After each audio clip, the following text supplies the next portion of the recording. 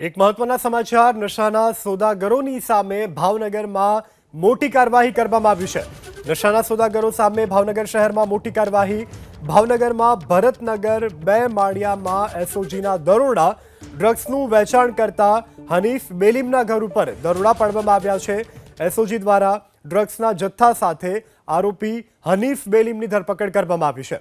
હનીફ બેલીમ અમદાવાદના જુહાપુરામાંથી ડ્રગ્સ લાવતો હોવાનો ખુલાસો થયો છે।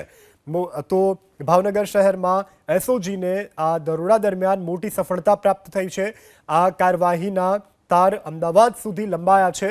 આરોપી હનીફ બેલીમ કે જે અમદાવાદના જુહાપુરામાંથી ડ્રગ્સ લાવી અને વેચતો હોવાનો પૂછપરછ દરમિયાન ખુલાસો થયો છે।